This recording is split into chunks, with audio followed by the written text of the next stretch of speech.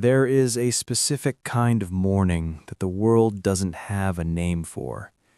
It's not the grief you feel when someone dies that has a ritual, a funeral, and a sense of closure. No, this is the grief of being alive and unwanted. It is the heavy, suffocating silence of being an orphan whose parents are still breathing, still eating, and still sleeping in the very beds where they once tucked you in. Most people believe that the bond between a parent and a child is a law of nature, as certain as gravity, as inevitable as the sunrise. We are told that no matter how bad the world gets, home is the place that has to take you in. But I am here to tell you that for some of us, home isn't a sanctuary, it's a crime scene, and the people who are supposed to be your protectors are the ones holding the knife. My name is Cassian Thorne. For a decade, I have lived in the shadow of a single Tuesday night. I have built a life out of the scraps that other people throw away. I have learned how to eat alone, how to bleed alone, and how to celebrate the moments of my life without a single witness who remembers my first steps. I turned my abandonment into a fortress. I convinced myself that I didn't need them. I convinced myself that the hole in my heart was just a vent for the cold air to pass through. I thought I had won. I thought that by surviving I had settled the debt. But the past doesn't stay buried. It just waits for you to get comfortable.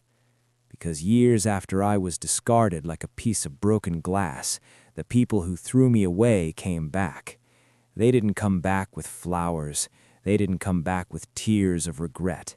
They came back because the world had finally treated them the way they treated me, and they expected me to be the one to save them. Welcome to Echoes of Trust and Betrayal. Subscribe and hit the notification bell. Today, we are looking at the ledger of the abandoned. This is the story of how I was cast out into the night, and what I said when the monsters who left me there finally asked to come inside. The night my parents kicked me out, it wasn't loud.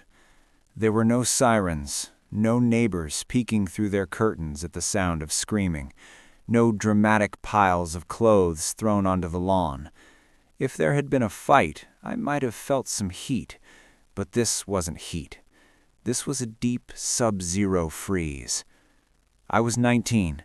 I remember the smell of the house that night.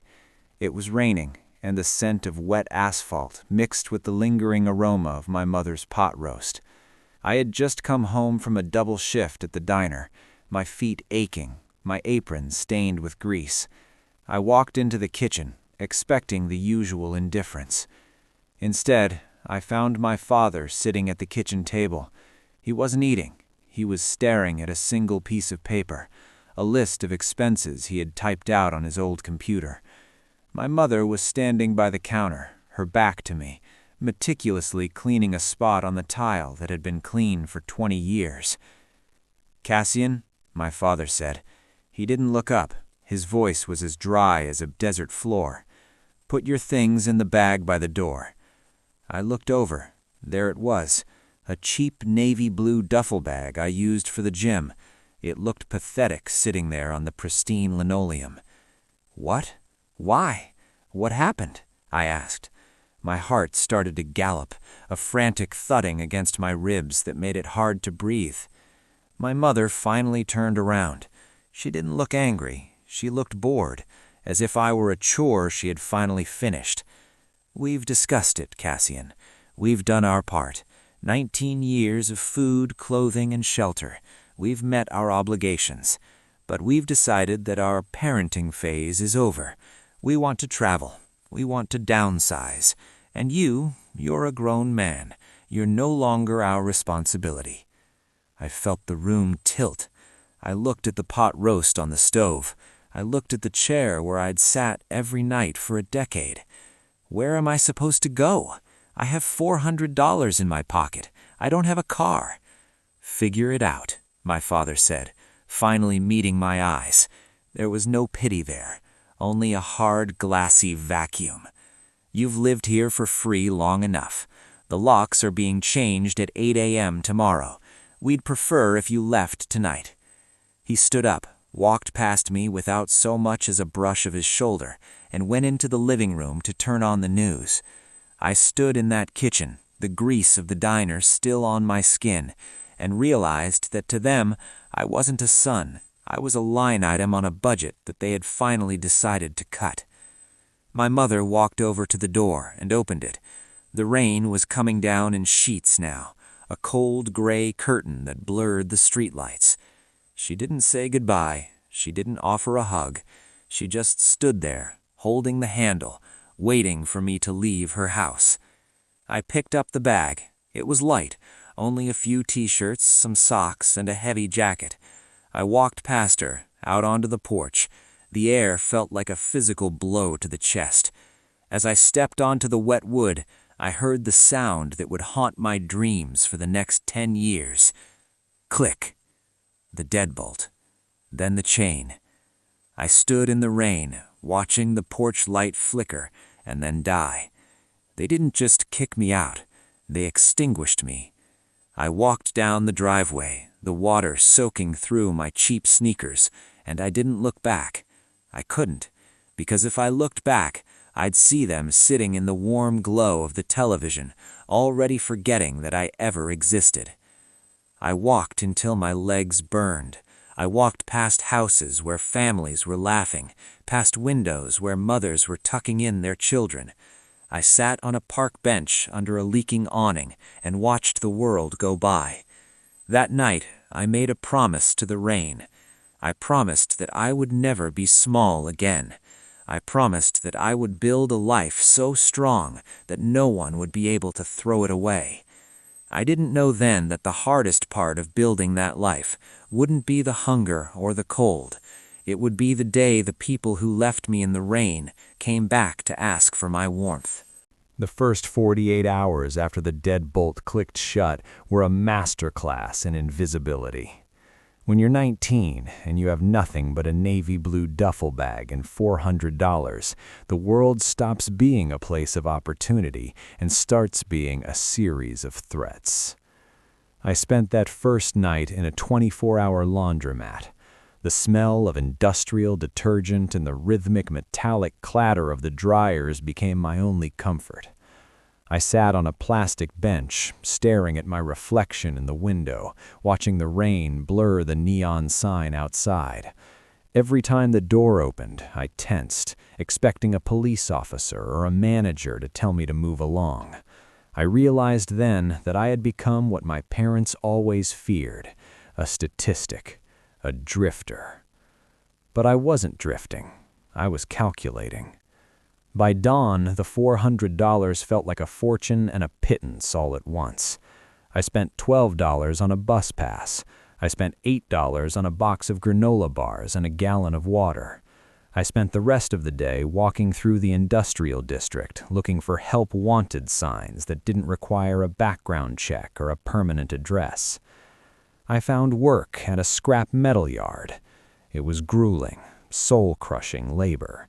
I spent 10 hours a day sorting rusted copper and jagged aluminum under a corrugated tin roof that amplified the sun until the air felt like it was boiling.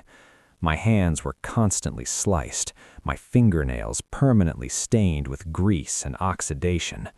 But at the end of every day, the owner, a man named Silas who spoke in grunts and smelled of cheap cigars, would hand me $60 in cash. I found a room in a boarding house that smelled of boiled cabbage and old damp. The walls were so thin I could hear the man in the next room coughing until 3 a.m. The lock on my door was a simple hook and eye that I reinforced with a heavy chair every night. I didn't call them, not once. I used to sit on the edge of that narrow, sagging mattress and stare at my phone. I'd look at the contact labeled Mom. I'd imagine her sitting in her pristine living room, sipping tea, perhaps wondering if I was cold. I'd imagine my father checking his stocks, perhaps feeling a twinge of guilt. But as the weeks turned into months, and the months turned into a year, the silence from their end became a physical weight.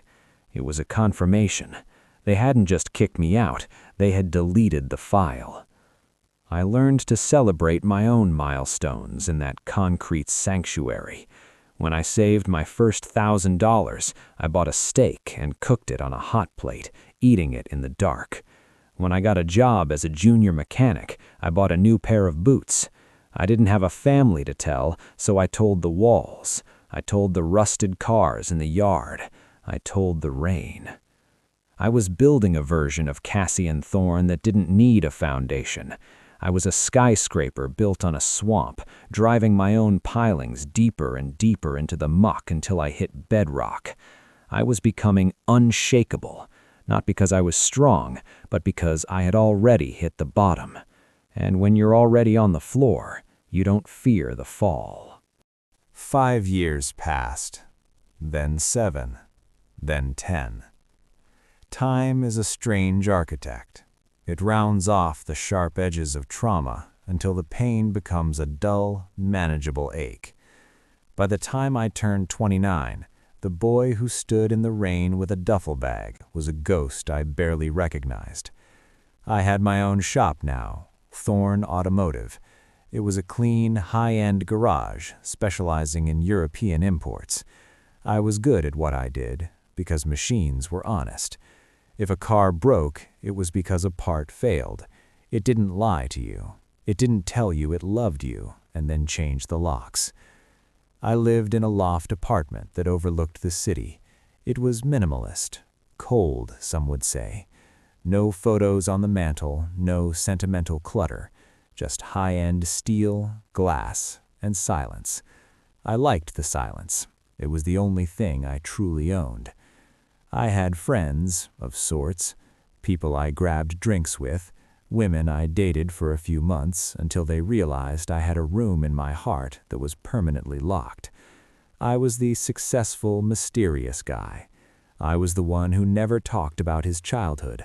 I was the one who didn't have a home to go to for the holidays, so I always volunteered to work. But then, the letters started coming. They weren't addressed to Cassian. They were addressed to Occupant or the Thorne family estate, and forwarded through a series of old addresses until they landed in my mailbox. They were legal notices, foreclosure warnings, collection agency threats. I ignored them at first. I figured my parents had moved, or that it was just junk mail from a life I no longer lived. But curiosity is a slow poison. One night, after a particularly long shift, I opened one. My parents' house, the one with the lemon-scented wax and the pot roast, was gone. My father's downsizing had been a disaster. He had invested his retirement into a series of surefire tech startups that had evaporated in the 2024 market crash. My mother's medical bills from a bout with pneumonia had drained what was left. They hadn't traveled the world. They had spent the last decade chasing their own pride into a corner, and now the corner was shrinking.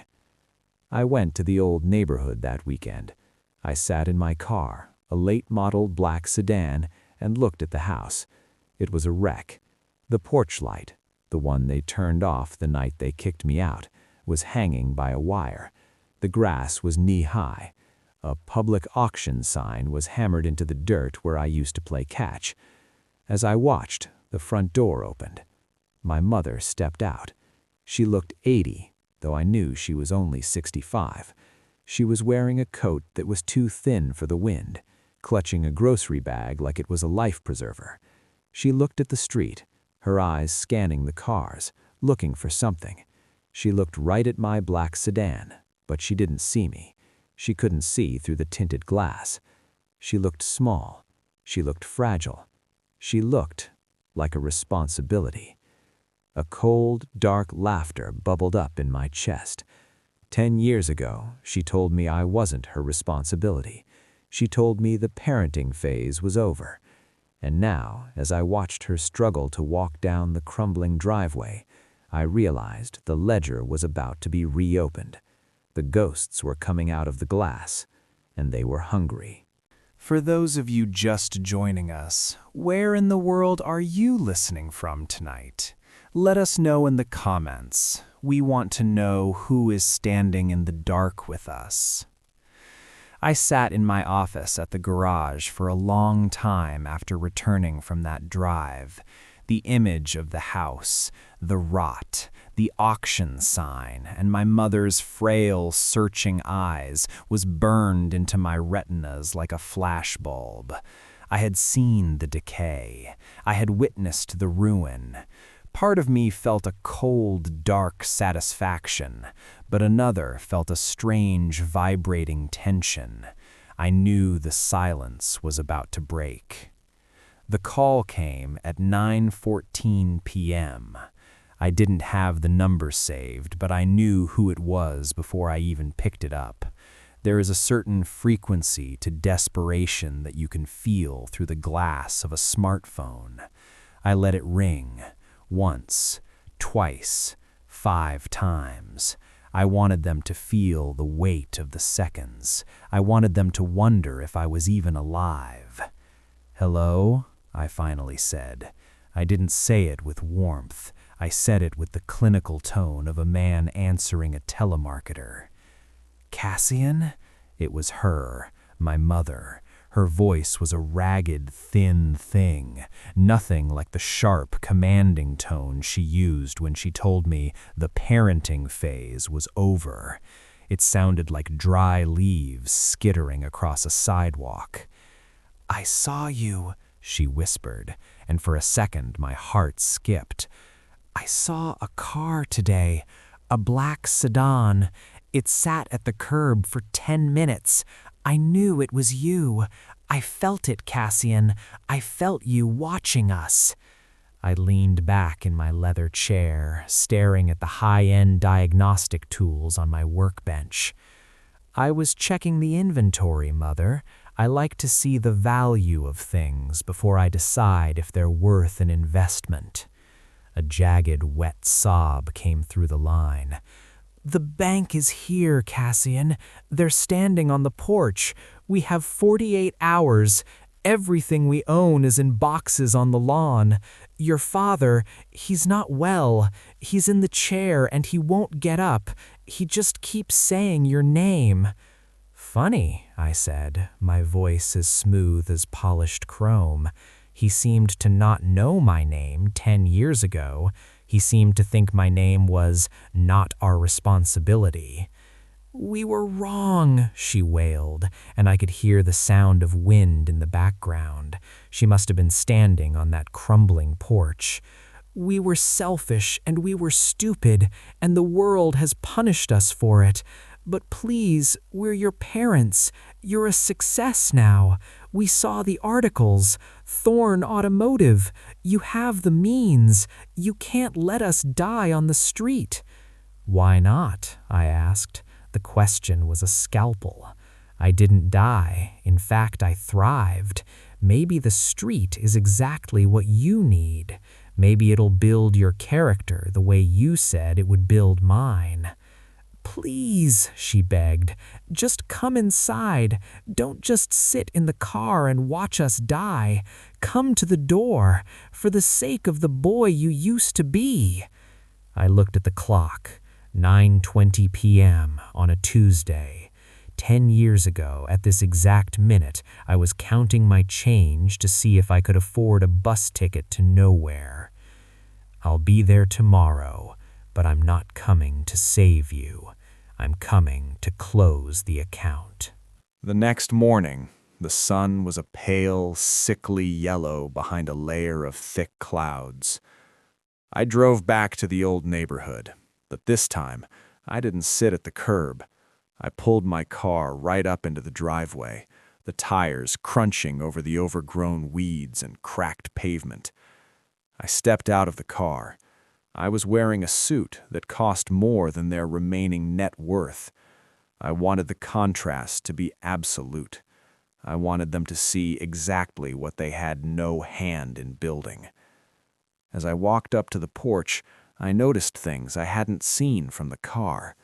The windows were filmed with grime. The gutters were overflowing with dead leaves and rot. The house wasn't just old, it was giving up. It was a physical manifestation of my parents' pride, hollowed out and collapsing under its own weight. I didn't knock. I pushed the door open.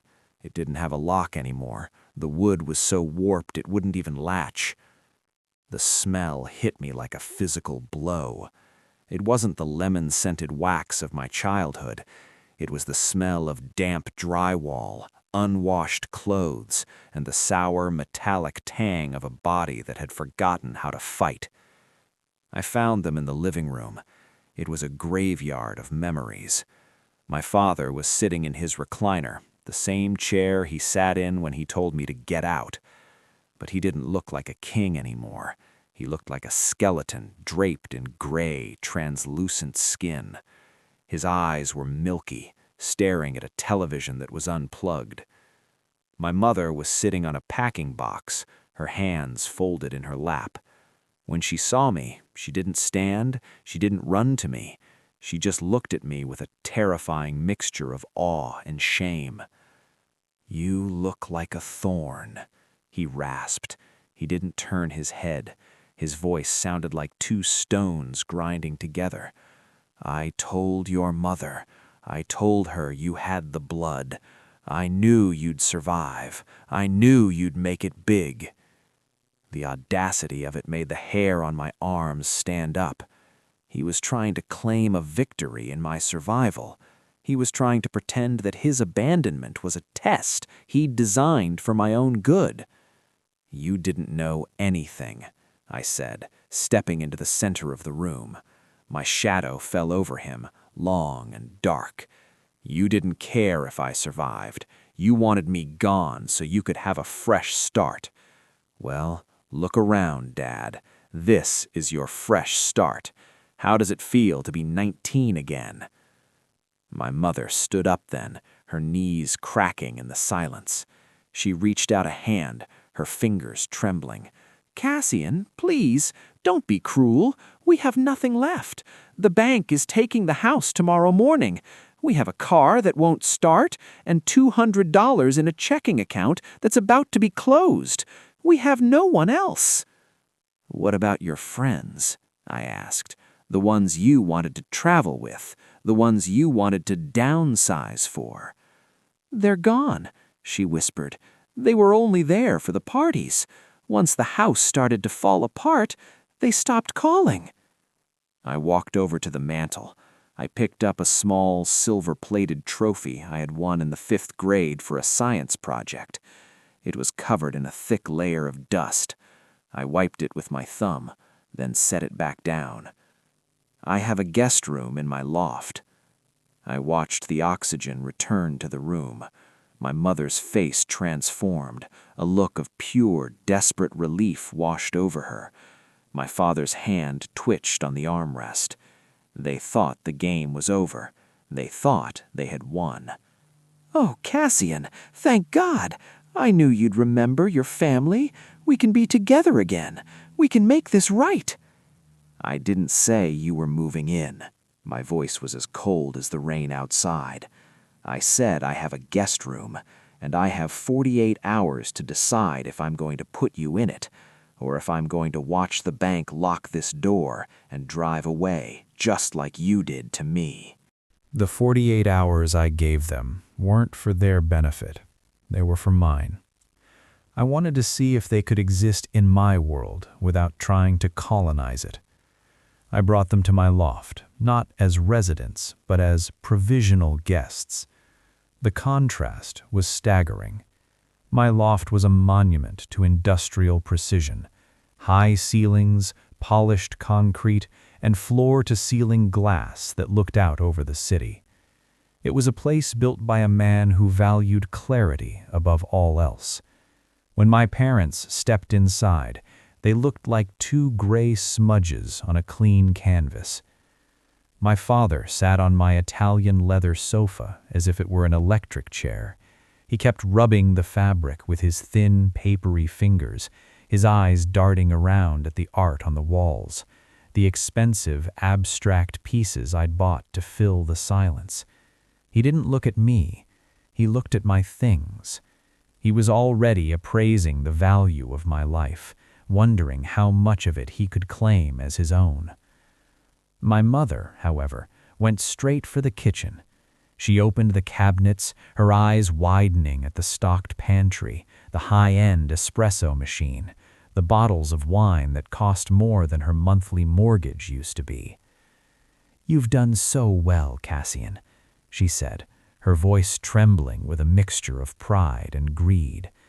"We always knew you had this in you.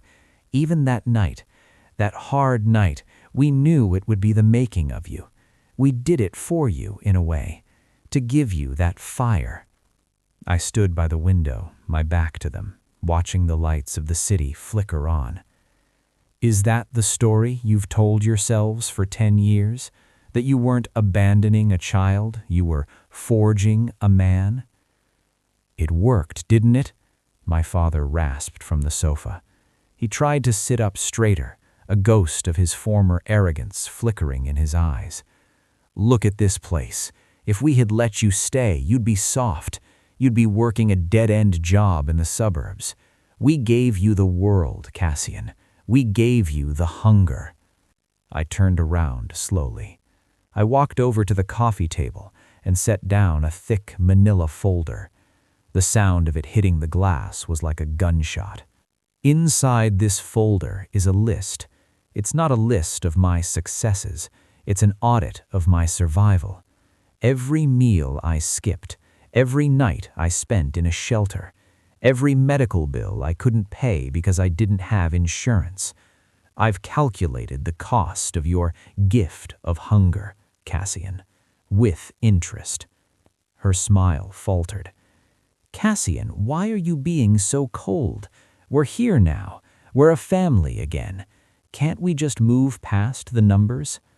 "I am a mechanic, Mother. I don't move past the numbers. I fix what is broken. And right now, the only thing I see in this room are 2 faulty components asking for a warranty on a product they intentionally sabotaged." I saw the fear return to her eyes. She realized then that the loft wasn't a haven, it was a courtroom. I wasn't their son, I was their creditor, and the debt was far higher than they ever imagined. That night, I let them stay in the guest room. I stayed up in my office, watching the feed from the security cameras in the hallway. I watched my mother pace back and forth, touching the walls, looking for a way in. I watched my father stare at the ceiling, his mouth moving in a silent argument with a god he only remembered when he was losing. The next morning, I called them into the dining area. I had 2 documents laid out on the table.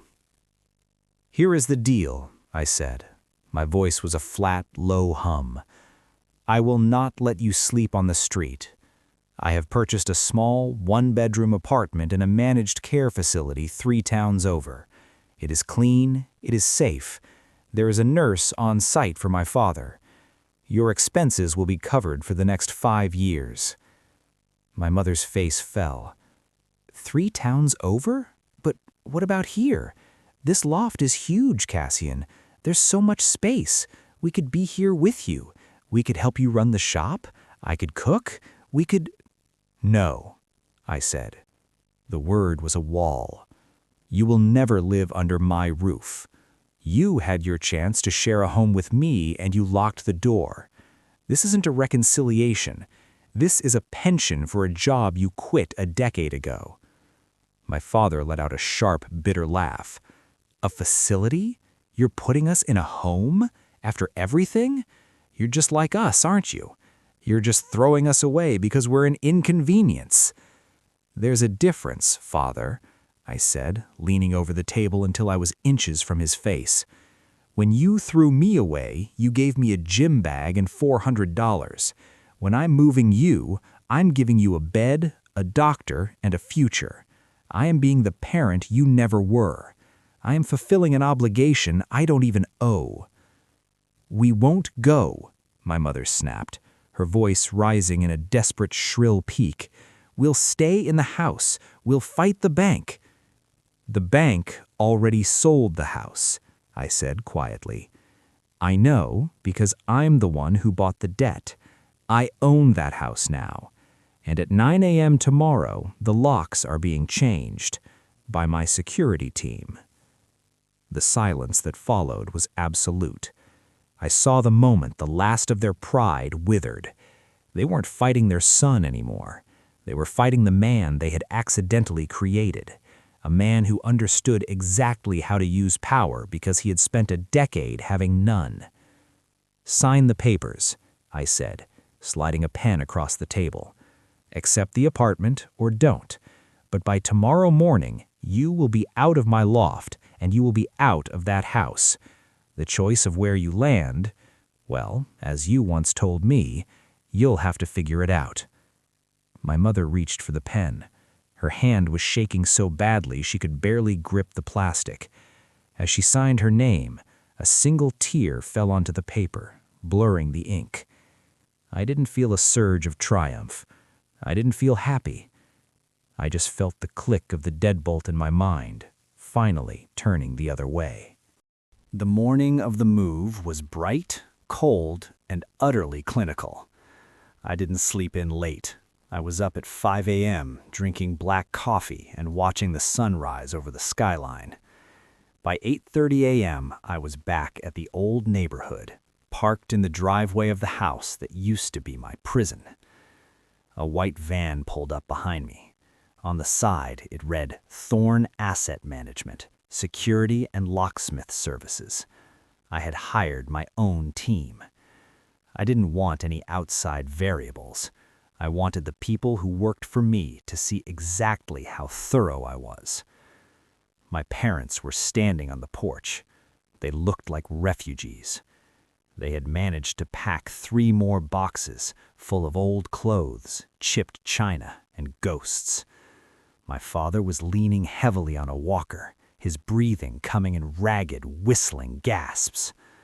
My mother was clutching her purse to her chest as if it contained her soul. "Cassian," she said as I stepped out of the car. Her eyes were red-rimmed. "You're really doing this? You're really taking the only thing we have left?" "I'm not taking it," I said, walking past her toward the front door. "I bought it. I saved it from a public auction where strangers would have walked through your bedroom and laughed at the rot. I am the only reason you aren't sitting on the sidewalk right now." The locksmith stepped forward. He didn't look at my parents. He only looked at me. "Ready to proceed, Mr. Thorne?" "Proceed," I said. The sound of the power drill was deafening in the quiet morning air. It was a high-pitched metallic scream as it chewed through the old brass of the deadbolt. My mother flinched with every rotation of the bit. My father closed his eyes, his head bowing low. It took less than 5 minutes. The old lock, the one that had clicked shut on me 10 years ago, dropped into the locksmith's hand like a piece of dead skin. He reached into his kit and pulled out a new high-security smart lock. It was sleek, black, and required a biometric scan. "It's done," the locksmith said, stepping aside. I walked to the door and pressed my thumb against the sensor. Click. The sound was different now. It didn't sound like a door closing. It sounded like a vault sealing shut. I turned to my parents. "The car is waiting to take you to the facility." I pointed to the black SUV idling at the curb. "Your things are already being loaded. You have 5 minutes to say goodbye to this house. Because once you step off this porch, your biometric profile will be deleted from the system. You will never be able to open this door again." My father looked at the house, then at the new lock, then at me.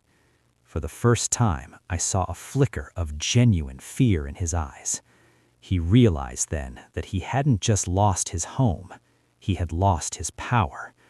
He was 19 again, and I was the one holding the keys. The drive to the managed care facility was silent. I drove my car, they sat in the back of the SUV behind me. I watched them in my rearview mirror, two small, shrinking figures in a vast, indifferent world. The facility was called The Willows. It was expensive. It was clean. It had gardens, a library, and 24-hour medical staff. It was, by all accounts, a paradise for the elderly. But as we pulled into the circular driveway, my mother started to shake. "It looks like a hospital," she whispered as I helped her out of the vehicle. "It's a residence, a safe one. You'll have your own kitchen, a bedroom, and a living area. You won't have to worry about the roof leaking or the bank calling. All you have to do is exist." We walked inside. The lobby was filled with the scent of lavender and floor wax, a softer version of the lemon scent I grew up with. A nurse met us at the desk, offering a professional, hollow smile. "Mr. and Mrs. Thorne, we've been expecting you. Your suite is ready." I walked them to the door of Suite 204. I stayed in the hallway while they stepped inside. The room was beautiful, filled with soft light and new furniture. But as my father sat down in the new armchair, he looked around and realized there was nothing of him in there. No trophies, no old photographs, no memories of the man he used to be. "Why are you doing this, Cassian?" he asked, his voice barely a whisper. "Is it just to hurt us? To show us how much more you have than we do?" "No," I said, leaning against the doorframe. "I'm doing this so I can finally sleep. As long as you were in that house, I was still the boy in the rain. I was still waiting for the phone to ring. I was still part of your failure. But here you are just a bill I pay once a month. You are a line item in my budget. You are finally handled." My mother walked over to me, her hand reaching out to touch my arm. I stepped back before she could make contact. "Will you visit? Will we see you for dinner? For the holidays?" I looked at her. I looked at the woman who had folded my clothes with calm precision before tossing me into the night. The facility provides 3 meals a day, and the holidays, well, I usually work the holidays. Machines don't take time off, and neither do I. If there's a medical emergency, the staff has my number. Other than that, I think we've said everything that needs to be said. I walked down the long, carpeted hallway. I didn't look back. I could hear my mother's muffled sobs starting through the heavy oak door. But by the time I reached the elevator, the silence was gone. This time, it was the most beautiful thing I'd ever heard. A week after I moved them into the Willows, I went back to the old house. Not because I missed it, and not because I wanted to reminisce. I went back because I am a mechanic, and I needed to finish the teardown. I needed to see what was left when the people were removed. The house felt different without them. The air was still, and the smell of rot seemed to have intensified now that the windows were sealed shut. I walked through the rooms with a flashlight, the beam cutting through the dust motes that danced like ghosts in the dark. I found things they had forgotten in their haste to cling to me. In the basement, tucked behind a rusted water heater, was a box of my old schoolwork. I opened it. There were drawings I'd done in kindergarten, stick figures of a mother, a father, and a small boy standing under a giant yellow sun. I looked at the boy. He looked so certain of his place in the world. He had no idea that the sun was actually a lamp that could be unplugged at any moment. I found a letter my father had started to write to me 3 years ago, then abandoned. "Cassian, I don't know where you are, but I hope you know that the economy has been—" He didn't even finish the sentence. Even in his private thoughts, he couldn't apologize. He could only blame the economy. He could only justify his failure by pointing to the world outside his window. I realized then that my parents weren't villains in a grand epic. They were just small. They were small people who had been terrified of their own inadequacy, and they had used me as a shield until the shield became too heavy to carry. I didn't cry. I didn't feel rage. I felt a profound, hollowed-out clarity. I realized that for 10 years I had been running away from a house that didn't even exist anymore. I had been fighting ghosts that had no teeth. I walked out to the center of the living room and set the box of drawings on the floor. I looked at the new high-security lock on the front door. It was a beautiful piece of hardware, black, silent, and absolute. I reached into my pocket, took out my phone, and opened the security app. I hovered my finger over the master reset button. This would wipe the biometric data. It would deactivate the codes. It would turn this house back into what it truly was, a shell of wood and brick. Click. The system went offline. The lights in the hallway flickered and died as I cut the remote power. I walked out, pulled the door shut, and heard that familiar sound. The deadbolt engaged. But this time, I wasn't the one on the outside looking in. I was the one walking away, and the house was the one being left in the dark. The clearing of the past didn't happen with a hug or a tearful reunion. It happened in the quiet, sterile office of my lawyer 2 weeks later. I sat across from him as he pushed a final set of papers toward me. "The house is officially in your name, Mr. Thorne," he said, his voice professional and devoid of judgment. "The debts have been settled. Your parents' care at the Willows is prepaid for the next 5 years. You have fulfilled every legal and moral obligation a child could have."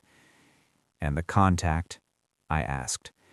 "The no-contact order is part of the residency agreement," the lawyer confirmed. "Unless there is a medical catastrophe, they are not permitted to call your personal line. All communication goes through the facility administrator. You are, for all intents and purposes, a ghost to them again." I stood up and looked out the window at the city. I thought about the night in the rain. I thought about the laundry mats and the scrap yards. I thought about the man I had become, a man who owned the very air he breathed. People think that victory feels like a warm glow. They think it feels like a cheer from a crowd. But a victory like mine, it feels like ice. It feels like the moment after a fever breaks when you are finally cool, but you are also exhausted down to your marrow. I had won. I had proven them wrong. I had outlived their abandonment and out-earned their greed. I had turned their greatest mistake into my greatest asset. But as I walked out of that office and into the bustling street, I realized that I would never be able to explain this to anyone else. To the world, I was a successful businessman who had graciously stepped in to save his elderly parents. I was a hero. But in the silence of my own heart, I knew the truth. I hadn't saved them for their sake. I had saved them so I could finally be the one to decide when the conversation was over. I had bought my own peace with a checkbook, and the price was the last shred of my childhood. I got into my car and drove. I didn't go to the shop. I didn't go to the loft. I just drove until the city lights faded into the distance and the road became a long, dark ribbon stretching into the unknown. For the first time in 10 years, I didn't have a destination. And for the first time in 10 years, I wasn't afraid. The night my parents told me to leave, they didn't hesitate. No long explanation, no apology, just a suitcase placed by the door and words that would echo in my chest for years. "You're no longer our responsibility." I walked out with nothing but a few clothes, a shattered sense of belonging, and a question I couldn't shake. How could the people who brought me into this world abandon me so easily? I rebuilt my life from the ground up, alone, quietly, without them. I learned how to survive without love, without safety, without a family to fall back on. I thought that chapter of my life was closed until the day the same parents who had turned their backs on me came knocking, not with regret, but with need. When everything was stripped away from them, the home, the pride, the certainty, they finally understood what it meant to be powerless. They expected me to be the broken child they had discarded. They expected me to cave under the weight of family duty. But here's the truth they never expected to face. I was no longer that child. I was someone who survived abandonment, hunger, and loneliness, and I became stronger because of it. I looked at them across the table in my loft, and I didn't see my parents. I saw two people who had failed a test, and I realized that forgiveness doesn't always mean reconciliation. Sometimes forgiveness means choosing peace without reopening old wounds. Sometimes it means loving yourself enough to remember exactly what it cost to rebuild your life from nothing. They lost everything, the house, the money, and the right to call me their son. But I found myself. I found the version of Cassian Thorne that doesn't need a porch light to find his way home. I found the version that knows that the only unconditional thing in this world is the strength you build when no one is watching. And that is something no one can ever take away from me again. The ledger is closed, the debt is settled, and for the first time in my life, I am finally, truly free. I am sitting here now, looking at the city lights, and I realize that we are taught from birth that blood is thicker than water. We are told that we owe our parents everything, simply because they gave us a beginning. But I had to learn the hard way. What do we owe the people who refuse to stay for the middle? What is the price of a life rebuilt in the wreckage of someone else's choices? Maybe forgiveness isn't about letting someone back into your house.